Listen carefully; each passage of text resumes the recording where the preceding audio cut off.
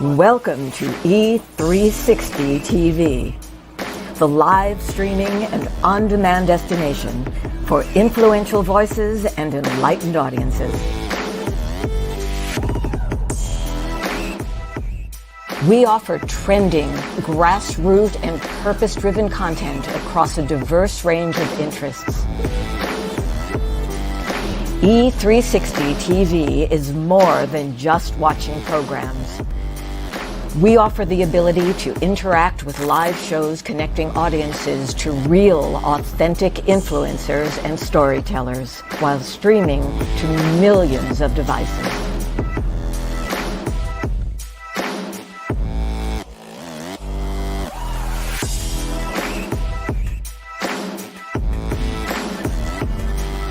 Real experiences.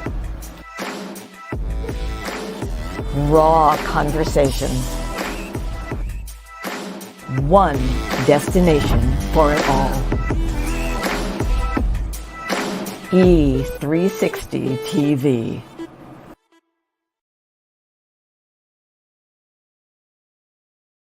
Five years ago, the Power of We Symposium was created to provide a platform for kids from all sectors where they could have a safe and comfortable environment in which to share both their joys and concerns. The Power of We Symposium is proud to have served over 250 kids throughout Romania when we took our mission global back in May of 2023. Now, two teams of amazing volunteers from both the U.S. and Romania embarked on an 8-day Legacy of Hope tour, bringing encouragement and hope to not only the kids of Romania, but also the adults who support them, and also to over 100 kids here in the U.S. who contributed handwritten letters of hope to our Romania mission of 2023.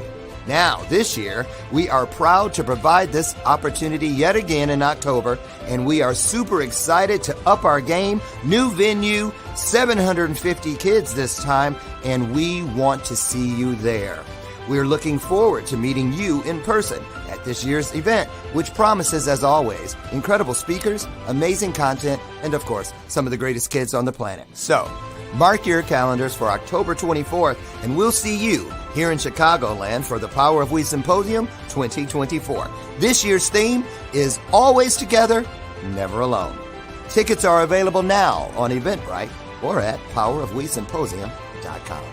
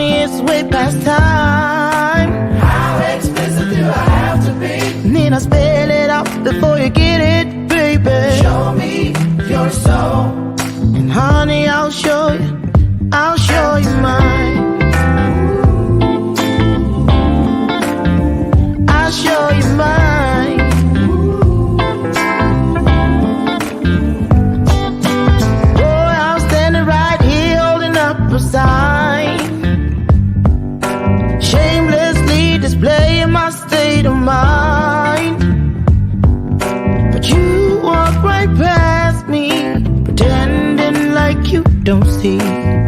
What's yours for the taking tonight? Look at me on the screen behind. Yay! I saw myself on TV. Good morning, everybody. How are you? Welcome to today's installment of Bathrobe Moments. I'm your host, Dr. Lauren, and it is Thursday, the 28th. Man, woo-hoo-hoo. Monday is one of my favorite. I almost said favorite. Christmas. Holidays or fun days. April Fool's Day. Ooh, I got to come up with my good one. The one, that one where you get like everybody, especially family members who think they know. And every year they say, that's the last time you're going to get me. Boy, I tell you what, it used to, back in the day, it was, let me tell you, if they would give out prizes like they do for best costume on Halloween, I would have won every year for the best prank for April Fool's Day. I had one year about Oprah. Everybody, what? I'll tell you what. Put Oprah inside your. That's my gift to you today. Put Oprah inside your gag, if you will, for April Fool's Day. Hands down, 100% across the board. You're gonna get everybody. And there you go. Take that with you. So welcome to today's installment. Like I said, family here in the house and here in town in a hotel. Family. And where family comes from across the country, there's going to be family drama. And anybody know anything about family drama, huh? It wouldn't be family if there weren't some drama, right? But if you know what I'm talking about, put it in the comments, right? But anyway, you know what? Family, I have to tell you, that's why family is based in love, where relatives are based in blood. There's a difference. They can be both a relative and a family member, but we can also have family members that have no blood connection at all, and they are still family. Thank you, Jesus, for that one, right? So listen, today we're bringing back Mr. Cray-Cray himself. Oh, wait a minute. Before we get into, no, it's not the rapper Ludacris. Oh, no, that would be Lunatic. Get it, Cray-Cray? Okay. So anyway, you know who it is. You know who it is. It was in the promos. I declare Jimmy Clare is here. I love it. I'm saying it a little long. I'm stretching it out more than I've done it in all the years that I've known Jimmy Clare, the crazy fitness guy. And you know what dawned on me this morning? So I was like, wait a minute. I have never seen Jimmy Clare in the gym or doing a fitness video or here's how to make a great smoothie. I'm going to find out today why he calls himself the crazy fitness guy. Because we were crazy to just take his word for it? I don't know. That's the bell of purpose. I ring it on purpose every time I feel there's some truth out on the table or just something fun. So anyway, we're going to play a game with Jimmy Clare today. We're going to play a game, and I'll tell you this. It involves my fart machine. I know it's great. Right. So every time I can stump Jimmy Clare or something, I'm going to hit this button. I need you all to help me with that. So anyway, welcome my sidekick. She's been here for years, 7 exactly. This is my, hey, okay, good to see you too. Lucy McGillicuddy Ricardo, y'all. She's here. And what are you drinking on? What are you eating on? What are you grateful for today? One thing. That's all I'm asking. Not a lot. One thing. One thing that you're grateful for today. I believe when we start through a lens, through a filter of gratitude, it pushes all those things that aren't serving us, well, at least arm's distance away, right? So what are you grateful for today? Can you drop one thing? Can you do it in the chat? I think you can. So listen, I wanted to talk to, if you have any, I want you guys to get involved in this conversation because, Jimmy, he appears shy. He's not, trust me. He's not really shy. But he loves it when you all get involved, and so do I. So if you have any questions, Jimmy Clare, he's a speaker. He is a student. I don't know if he's an author yet. I think he should be eventually. He's shaking his head, yes. And he really just, you can't, I'm going to tell you, I love Jimmy Clare. Why? Because he keeps going and going and going. He doesn't care if anybody counts him out. He doesn't care. He just keeps going. I've learned so much from this guy. I love it to bring him back at least twice a year, just for check-in. And that's what we're going to do today. Uh-oh, I think I hear him running down the hallway now. He maybe is crazy and fitnessy.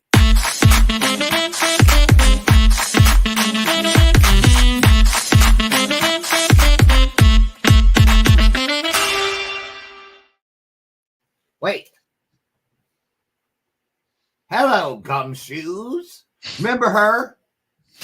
Remember her from Where in the World is Carmen Sandiego? And she had her big old eye in there. Oh, it was creepy. Remember her? Yeah. Oh, it was really creepy. I know. But you see, obviously it worked because we're still talking about it. How you doing, Jimmy Clare? I'm very good. I declare, Jimmy Clare. That's How not do you gonna like catch your on. steak? Medium or rare? That's not. That's do you gonna just wear one shoe, or do you wear the pair? That's not gonna catch on. Go ahead. It's still not gonna catch on. How are you? I'm very good. You have a new virtual background. Yes, I do. Oh, what's this ticker news thing? And what do you mean the mighty? Tell us about that. I'm gonna dip out. Give you 60 seconds.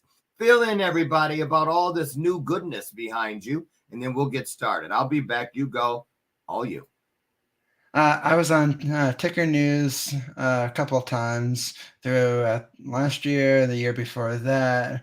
I was sharing my tips about autism and bringing autism awareness. And I was also featured in the Mighty and on the billboard in New York City, Times Square. And I had 2.5 pages in Autism Parenting Magazine. Okay. Hold the phone. I was just in New York a month ago. I didn't go to Times Square. And I've never been on a billboard in Times Square. What the heck? How are you on a billboard in Times Square, Jimmy Clare? I am not sharing that secret. So tell them, what's it say on the board? What did people read when they looked up? Basically what was written on the board, it was autism is not the end of the world. It should be looked at as a gift. Okay, there you go. Let's talk about that. Here's what I thought we could do today. You have been following your academic journey. And how's that going, by the way? How's school? It was good up until this semester. Uh-oh. Why? What about, can you tell us? What hard class or what? No, it's not art class. It's I'm taking statistics this semester, and me and math do not go together whatsoever. Me either. I almost vomited in my mouth. You know what I feel about math? You want to give it the big middle finger? I'm just saying. I hate math. It was the hardest thing in the world for me. I'm not so do I. Anything with words, let's go. Numbers, that was me. Why are you taking statistics though? Isn't that is it required, or are you just challenging yourself? Because I know you like to do that. It's required, unfortunately. And I don't. For what? Pre-med? No, I'm in majoring in media studies. At least I can see the purpose of statistics versus algebra, which sucks. Okay, wait a minute. Not that I really care, Jimmy Clare, but everything rhymes with your name. Everything. Every time a word rhymes with your name, I'm going to do it. I'm going to use it. So what's the difference between, what do you mean, algebra and statistics? It's still gross. Math. What's the big difference? Well, statistics is in everything, sports, marketing, everything I do with my business. There's numbers. Yeah. Algebra is more of equations and other garbage. And at least with statistics, there's they're like wordy word problems, and you just have to plug in numbers. It's kind of cut and dry, but when you don't have a teacher who teaches at all, and you basically have to learn it yourself, and there's not even a lecture videos uploaded anywhere. Got it. Uh, I'm just supposed to read the textbook. My tutor should be getting his paycheck. Okay, I think you really. Okay, I think you secretly love math, because if someone asked me a question about math, which I would say no comment. But no, you had to go all down the serves you right. Serves you right. Well, we wish you the best on that, and I'll be praying for you and your math journey. So I want to get into some of the stuff that we see behind us, or the theme, rather, of the things that you speak on, which landed you on some of those wonderful platforms that you just spoke to. Good morning, all you guys. Robert and just a bunch of George Brooks, Lori Whitney, Facebook users. I see you guys. Good morning to you, beautiful people. So, Jimmy, tell people there's a lot of different categories, if you will, colors or shades of the paint strip, as far as neurodivergent, also known as autism. So that's why they call it a spectrum, because there's a wide variety. How many different categories do we know? How many different categories of autism? I'm trying to figure out, am I supposed to say, is there or are there? Are there? And clearly, I guess I wasn't such good friends with English either. So anyway, no, really, 20, 30, countless? Do we know? I don't think there's a number. There's a lot on the spectrum. A shitload. Yeah, ADHD is on the spectrum. Wait. Mm-hmm. Jimmy, I have ADHD. We might all be a little bit autistic. Really? Mm-hmm. I claim that. You know why? I receive it because I know that my ADHD is a superpower. It helps me. It tore down all the boundaries of creativity. I don't question it. If I can see it, I know I can be it. I know I can do it. I know how to create it or find it ways to have it created. What I love about my ADHD is that it allows me to sprint through neighborhoods of fear. You know what I mean? A lot of people get stuck in those neighborhoods. They get in there. They think, I know I can make it. But you got to stay focused. Just get through here. Get through here. And ADHD helps me. Pow, pow, like a pinball. I'm through it, in and out, in and out. So what is the thing? When I was in New York being interviewed by Andrew Namani say, what? Hey, Andrew. He asked me a question. I messed him up with this one, Jimmy. You're going to love this. He goes, not to be a Debbie Downer or something like that. Do you mind if we address your trauma? I was like, do I care? Heck no. I love talking about trauma. And they're like, I do. You know why? Because I know that trauma is not just one thing. And trauma led me to healing, which led me to being an authority on the trauma because I healed or am healing and it's working so that I can be of service to other people and ease some form of suffering in the world. Bam, there it is. So let's talk about what it is that you love most about your particular type of autism. And can you put a name on it? What realm of autism do they put you in, or do you claim, I don't know how that works, but. Well, they use the term high functioning. I did not like the term high functioning. I feel like it's kind of degrading a little bit. To other people or to you? Yeah, to other people. Because right. It's like, I agree. Yeah, what level are you on? And it's like high, low, medium. And it's like, wait, is this a thermometer? Yeah, almost like that pain scale. Those little faces in the doctor's office where they say, point to the pain. Yeah, like that. Exactly. Why do you think people have to? Why do you think as a society, Jimmy, we have to have a box to put people in? Oh, that's a good question. because everybody likes to label things, and I'm one of those people who likes to label stuff in organizations. I mean, for organizing stuff on my desk and whatnot, but everybody's like, we gotta label this, we gotta label this person, we gotta label. And I'm like, we have too many labels as already. Already. Yeah. Yeah, we do. What do you do? Let me ask you this, because you're a student in college. And how do you, one thing I know about you is one of the things that motivates you, I believe, is that when you can tell, they may not even say it with their own mouths, but you can tell when somebody thinks, he can't do that. We'll see. And you use that. Success is the best revenge. That's what I was always told. So you know what I mean? Instead of taking it and becoming negative, you use it as jet fuel to take off.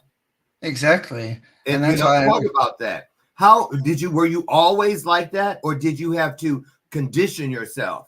Because people can be mean. People can be hurtful. How did you not take other people's ignorance personally? Well, I first vented it all out when I was in public school. When I got home, cried a lot, etc. And it's like, but in the back of my mind, going through all that, I decided, I'm not going to let these, lack of a better word, tools to get into my. Oh, I thought you had a cuss word on the tip of your tongue. I guess not. I'm not going to do that on live. You don't even do that in person, so. No, I do. You do? Mm-hmm. Okay. You don't have. It drives my parents nuts. What's your favorite cuss word? What letter does it start with? I don't have a favorite. S. No. Ew, I'm not. D. Ew. Okay. Potty mouth. I don't know. Let me ask you. Okay, here's some. Let's go down, and then we're gonna take a look at a clip because I want to talk about a specific thing today. I found out through a clip I was watching. There's this girl. She's on the spectrum, but she's doing or she's probably got it now. She's PhD in something called disability studies. Have you ever heard of that? No, I had not. Right, it's a real thing. She has a PhD in disability studies. So we're going to listen to a little bit about that. But let's talk about your education real quick before to help set up the video. How did you decide what your college major was going to be? I mean, did you pick something you think would be easy, medium, challenging by making it very hard? And why did you pick that particular program of study, and what is it? Well, the reason I picked media studies is because that's right, you said that. It was it had stuff that I was interested in, like public speaking. Because one, my parents told me I never shut up. I got that a lot too. Yeah, and then also I got interested in doing so because I'm currently in a fight with my health insurance provider. Okay. We might get to that, but it'll be last. I already know how he gets when he talks about this. So trust me, y'all. Do this, everybody.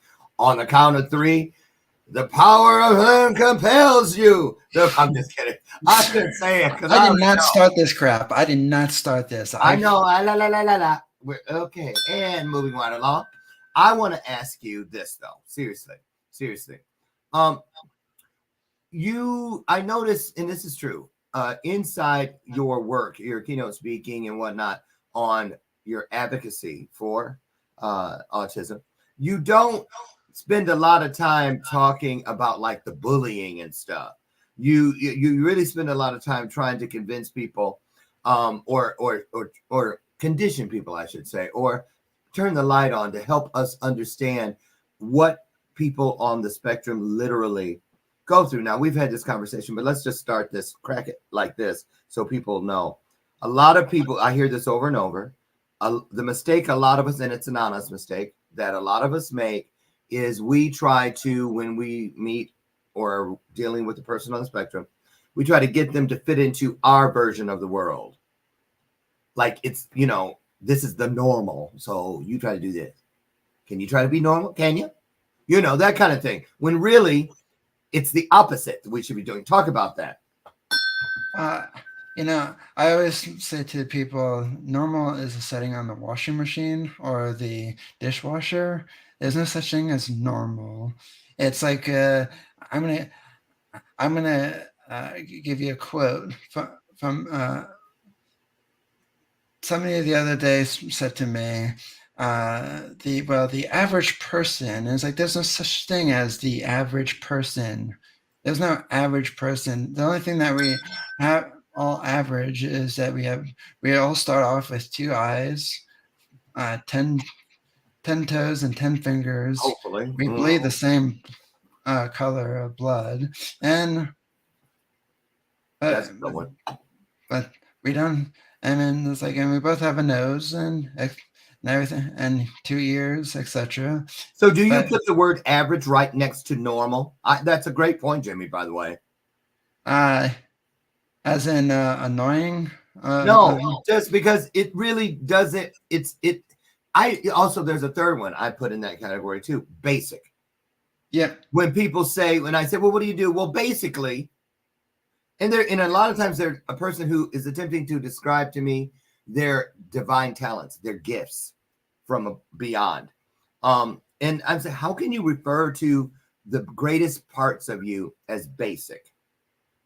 And so I get it. So what kind of response do you get from people when you challenge them on that front? Oh, they don't like it. Are these the normal ones? Yeah. Well, there's times when I do challenge, and then there's times when I do not challenge, depending on who's in the room with me. Because sometimes, let's just say, I sometimes get onto a rant, and then the person in the room with me is, yeah, I know, shocking. I'm not sure why I got in a rant. Well, it's called passion. Yeah. It really is. It really is. So basically, if I was in the room with somebody and trying to explain it to someone, they might say, "Jimmy, that's enough. You gave me too much detail, shush, or don't talk back, etc."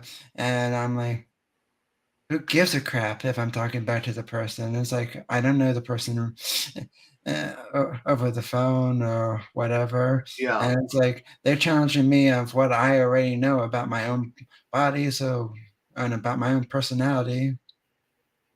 So let me ask you something, Jimmy. All of the stuff that you've done and the accomplishments you've made over the years, just even since I've known you, do you have like a team that gets these opportunities for you? How do you go about when you reach out? How do you find the right fit for you? And I also going to piggyback this question on it. Do you do any work where you encourage other people on the spectrum to open their mouth and share their story in order to help the cause or the movement of awareness as far as it pertains to their particular journey through the eyes of autism? I just quoted Christopher Casson, through the eyes of autism, right? I miss him. No, but talk about it. Is it something easy? Are people open to learning, or are they like, I can't, Jimmy, not now. Can we just change the subject? Well, for me, those people, sometimes they might be not willing to share their story, but then, like, I'm going to give you an example. I'm not going to name any names. This person I had on my show, I felt bad because it was their very first interview, and I kind of felt like I put them on the spot. But after they came on the show and they got into it, got in the groove, they were very, very, were very thankful for it, and it's like, thank you for getting me out of the out of my little bubble and sharing my story with the world. Versus there's like, well, I didn't know where to start. I didn't think I could do this, and it's like, you gave me a platform, and I'm like, you're welcome. And it's like, and I just felt bad because it's like, oh, and it's like, have you ever been on a live show before? And it's like, no, I have not. And it's like, I'm really putting this person on the spot. Mm-hmm. Let me ask you something, Jimmy. How do you feel about, can you tell when people are treating you differently? And if so, what do you do with that? You just let it go? Do you check them on it? You know what I mean? It's almost like this. When a person sees an old person, which I guess that's me now, or an older person, elderly, let's put it that way, an elderly person, and they just talk loud because they think the person can. So, how are you this morning? That kind of thing. You know what I mean? Do you ever sit there and go, what in the world? When people are like trying to talk to you like you're some inanimate object. I know it happens. Yeah, it does. It brings me back to one of my incidents in my algebra class in college a couple of years ago. Okay, it's more than a couple of years ago. It was like maybe 4. I kind of lost count. It basically, I was in my math class. Me and this one other guy in the class. We both had different challenges, etc. Now, was he on the spectrum? No, or you didn't know? I didn't know. He had other challenges. I don't think he was on the autism spectrum. I didn't ask. Okay. Because it's kind of rude. Okay, what happened? It's not like I wear a sign that says, hey, I'm on the spectrum or anything. And so so during class, I don't know how it came up, but these 2 people in class in the back of the room. So it's like, I can't believe these people are allowed in this classroom with us. And it's like, 2 autistic people annoying. And I'm like, I didn't even say anything to these people. I was like, I sat there, made my notes. I sit on the front of the class. I'm not in their way. I'm off to the side, minding my own business. And it's like, I didn't even know the people, and they just that sounds like a bully. Yeah, and so I went to out of the classroom at the end of the class, pissed off. My teacher wanted to talk to me, and she caught me in the parking lot, and I said that these 2 people were saying mean stuff and whatnot. The next day I came back in class, those 2 people were gone. Never know what happened to them. Are you serious? Mm-hmm. So this teacher kicked him to the curb. Get out of here with that shit. Yeah. Wow. So how did that make you feel? Did you feel good riddance? Or did you feel like, how did you feel? I don't know what it would make you feel like. I have no idea. To be honest, I felt like it was good riddance at the time, because I was like, okay, we're in college. We're not in middle school or high school or elementary school. Exactly. And it's like, grow up. And it's like, it's one thing if I asked you 1,000 questions at the beginning of class, but I was to myself, just mind my own business. I probably was reading something on my phone before class started. I didn't do anything. Well, what makes it so? Okay, let me ask you this: how do you know it was directed at you? Well, honestly, I didn't know, but just hearing it included you because you know that. Yeah, and even if there was somebody else that was minding their own business, there you go. I'm part of this autism spectrum as well. So I was like, well, if you have a problem with that person, you're gonna have a problem with me. That's right. Even if it wasn't you and they're picking on someone else, I get it. The underdog, I get it. That's a brilliant move right there. So, what about this point? Did you ever talk to the teacher about or ask what happened?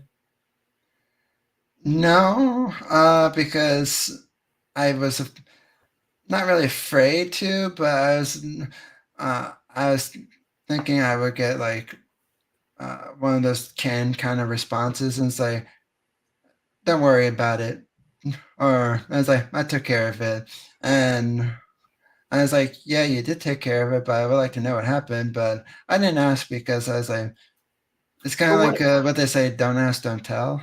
Yes, but Jimmy, to be fair to all, what about? I mean, sometimes people just they don't do better because they don't know better. And so, what about that though? Because now that's two people that possibly, they got booted out of the class. Now they hold even more resentment, possibly, instead of actually being sat down. And we don't know if that happened or not, but spoken to regarding. And I think that's why you do the work you do, so that before it gets to that point, people can be educated and enlightened, if you will, about these misconceptions and just downright mean-spirited actions toward anybody with a disability. I mean, people in wheelchairs, people in crutches, people with motorized vehicles, all kinds of things. So let's cut to the clip for a second, because I really want to hear what this young lady has to say regarding her journey, and then we can talk about it. Let me see. Do I know her name? I don't. Oh.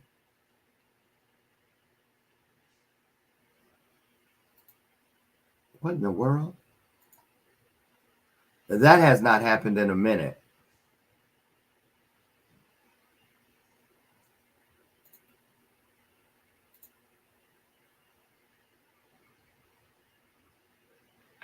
What the hell?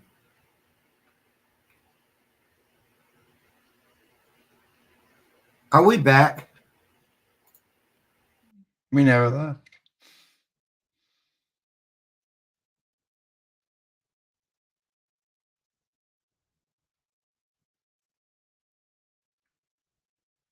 I think Laura needs to fix technology.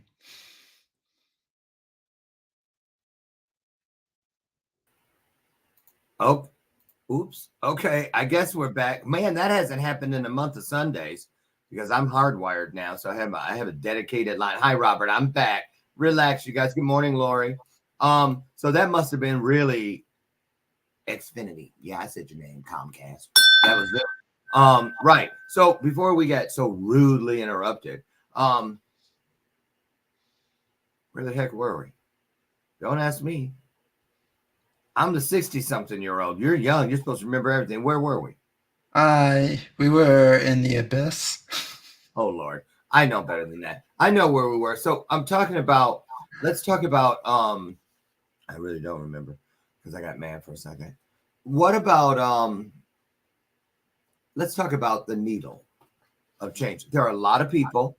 I know a plethora of people and I've worked with a handful of neurodivergent. Oh, we're going to watch the video.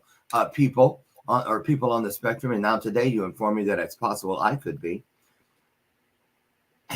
Since you've been diagnosed, and let's say as an adult, Jimmy, let's say just even in your college career, do you feel that we are moving the needle as far as educating people on what this neurodivergent anomaly, or what it really is about? Is it getting better? It's gotten better, but there's other spots where there also needs to be other focus as well. Because when was the decade when they started diagnosing? It was not that long ago. J.R. Reed talks about it. He was 30-some years old before he was diagnosed correctly. I was diagnosed around when I was 10. See, that's relatively young for a lot, right? Yep. Just for shits and giggles, what's the oldest person that you have run into in your travels as far as diagnosis? I was diagnosed at 53 or whatever. Somebody told me that they were diagnosed at around like 40 something years old. Wow. Now, did your quality of life how did it change post-diagnosis as opposed to before you were diagnosed? Did having the diagnosis make it any easier? Easier? What's easier in life? I don't know. Oh, well, there you have it. There you have it. Okay, well, you shut me down. Let me go over. I remember what we were doing since someone else here didn't. I declare, Jimmy Clare. Not my show. Huh? Not my show. Oh. I'll save that till we come back. Okay, let's take a look. This is entitled "The Future is Neurodivergent" by Jennifer Points, and we're not going to watch the whole thing. We're going to watch a little bit, and we're going to stop. We're going to talk about it and come back.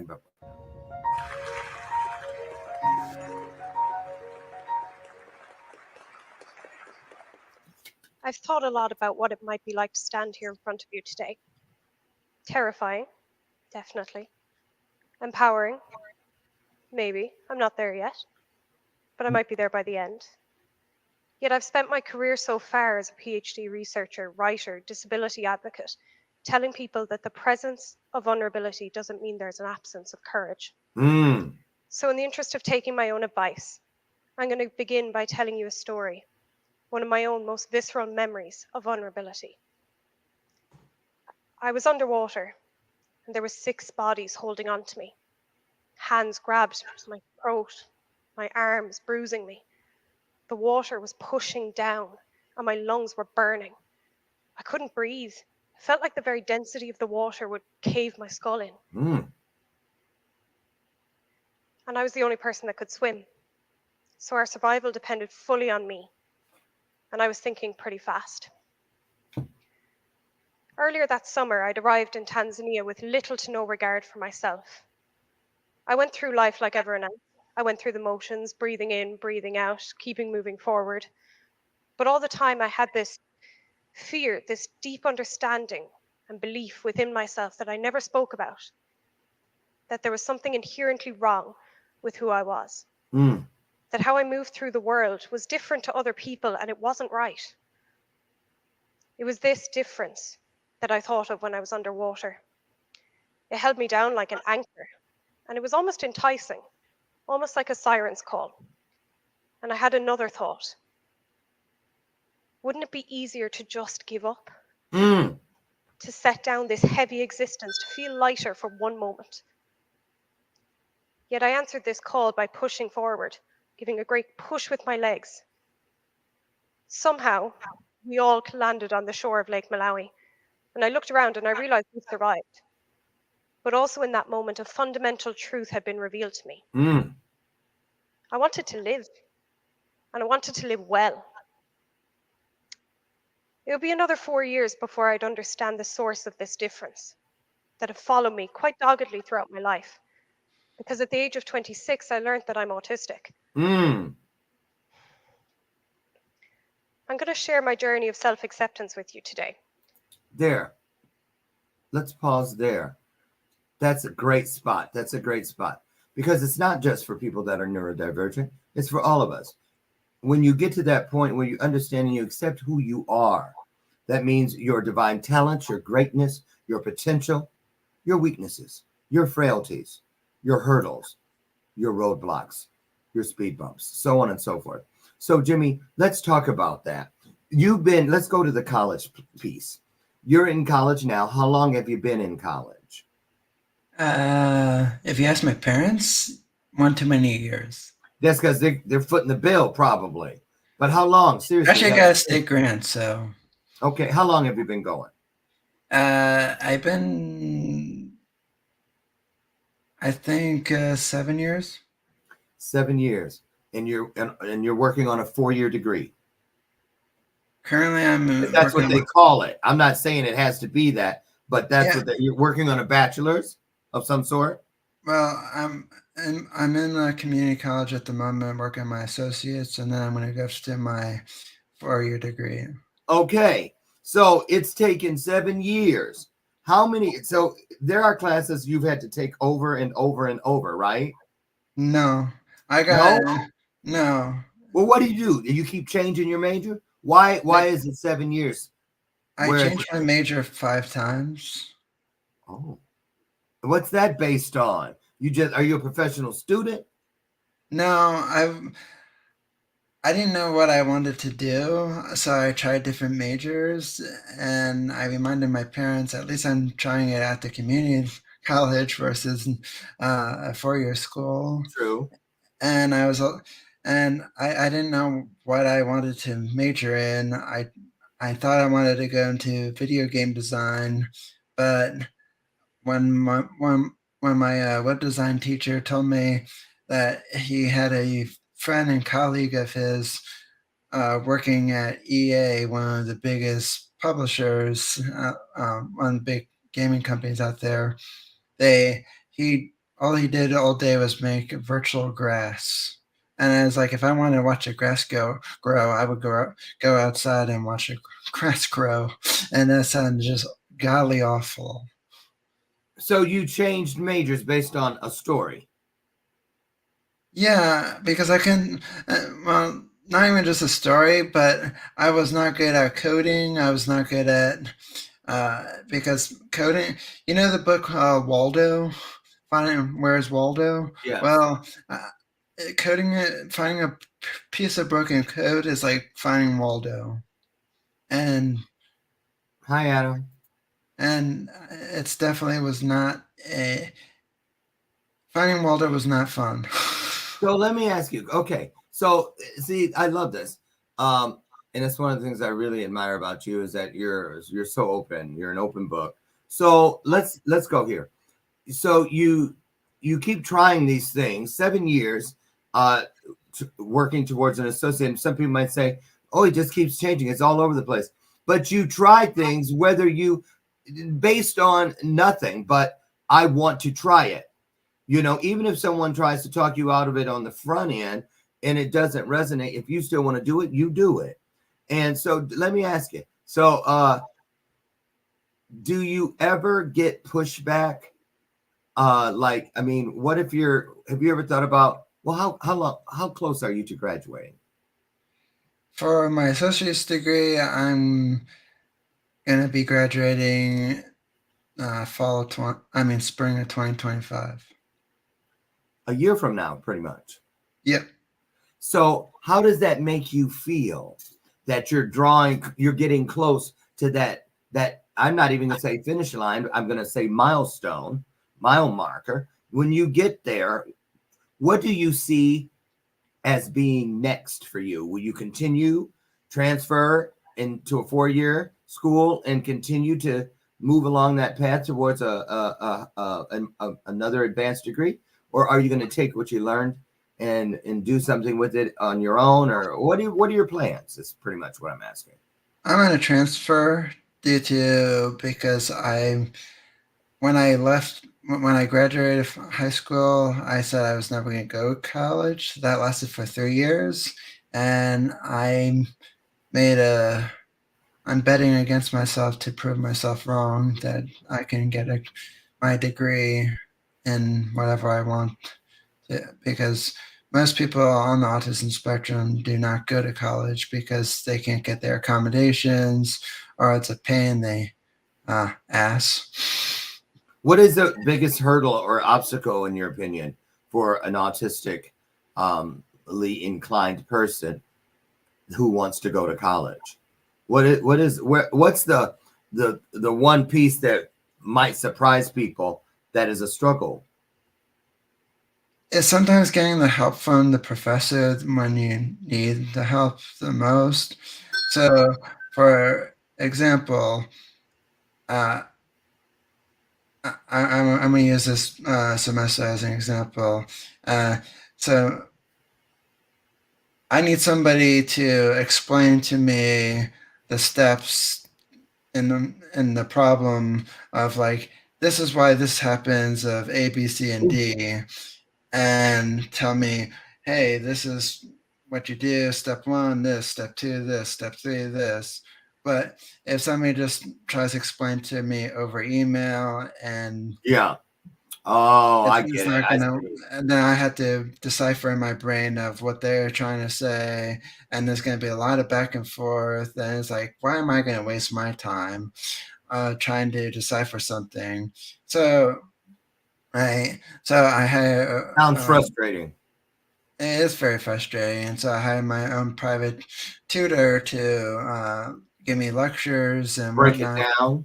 Yeah, and So, Jimmy, in high school, were you in? Did you ever? Where did you get that assistance in high school? Did you have a tutor there? Were you in some type of special needs class? I And was in let's talk about that, because high school, they were prepared for that. They're teachers who are literally degreed in that. So, but in college, are you saying the professors are just one size fits all? mm-hmm. Do you think that they should have degreed professors who specialize in special needs students so that they can address some of the things that you say are missing in your own journey? I would say so, and then I would also say that there needs to be better accommodations that are because, for instance, uh, to use certain devices, whether it's your own or whatnot, you have to get special permission, and then you have to go to the state level to. I was like, if it's built into the computer, just let me use it, damn it. Right, right, right. I was like, if it's not my device, and it's like it's built in, and it's like, who's it gonna hurt? No one. Who am I gonna sell my classmates to? No one. I was like, Mhm. people think I'm like some kind of evil genius. I'm not an evil genius. I know that's right. I am a genius, though. I was waiting for that. I was waiting. I just went. So, Jimmy, we just have a couple minutes left. But before we get out of here, I want you to talk about the work you do and what topics do you speak on. If someone out there is interested in saying, I wouldn't mind educating my school or my church or my nonprofit audience or whomever, or have somebody on my podcast or live stream to help share their truths with my audience. What kind of things do you talk about when you are hitting those public speaking stages, keynote stages? Well, for one of the many topics I talked about, and this one hits close right now because I've been fighting insurance and whatnot, my health insurance. They're so-called expert, and I'm sure they're a doctor and legitimate and whatnot. But I talked to my audiologist that does my hearing aids and whatnot, and then I talked to other doctors that on my medical team. I didn't know you wore hearing aids. I do. You can't see them though. I don't have them in at the moment. Oh, They're only for the. well, how do you know what I'm saying? Well, I'm not deaf. There you go. That's what I was trying to clear up, because some people would think that. Seriously. I just have ringing in both of my ears, so it helps mask the ringing. In a nutshell, though, briefly, what is the biggest struggle with your healthcare provider? They don't. What is it? I mean, what makes it so frustrating? I think I have an idea because I've listened to your work, but share that with the audience. So basically, I growing up, because I have spinal stenosis in my neck, which basically just means it's hard for me to turn my head left, right, up, and down, and I know medicine has advanced a lot over the years, but where my spinal stenosis is at the very top with two fused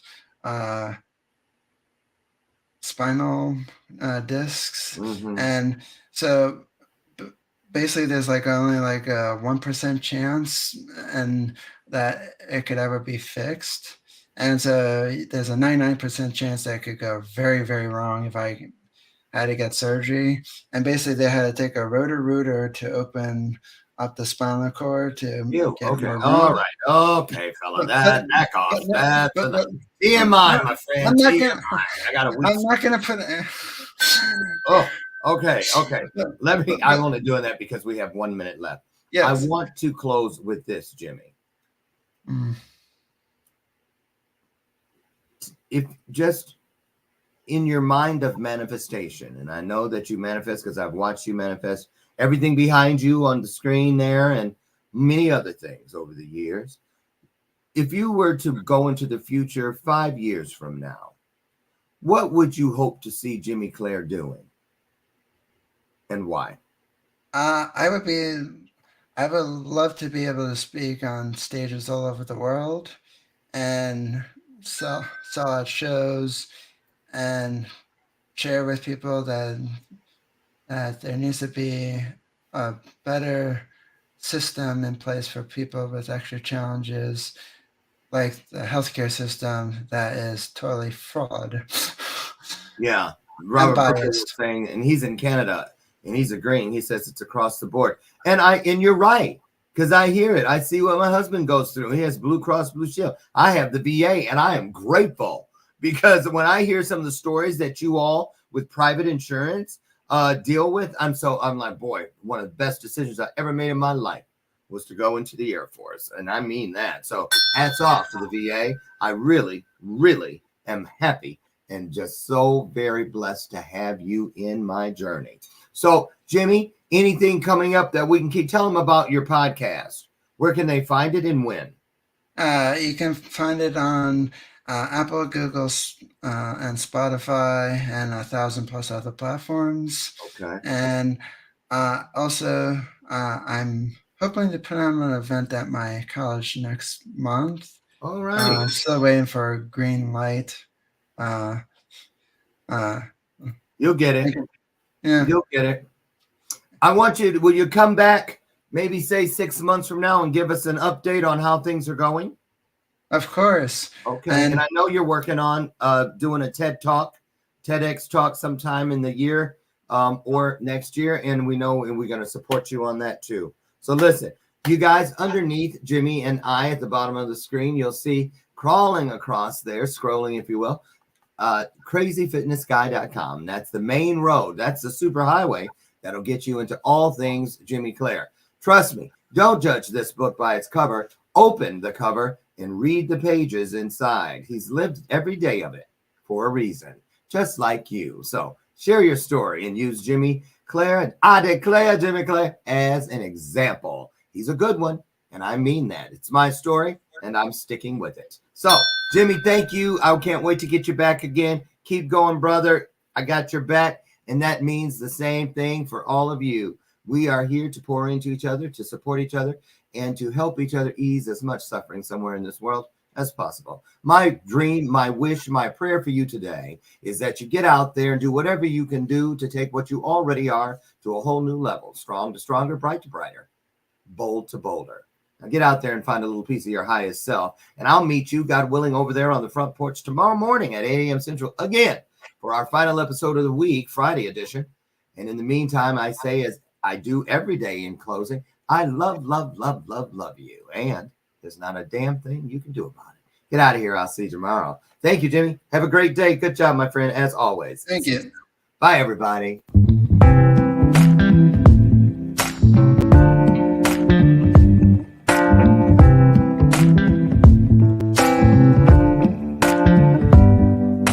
Show me your soul. Baby, I'll show you mine. Show me your soul.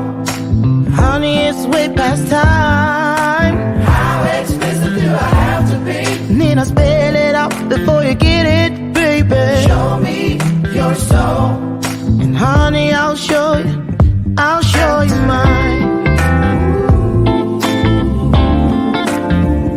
show you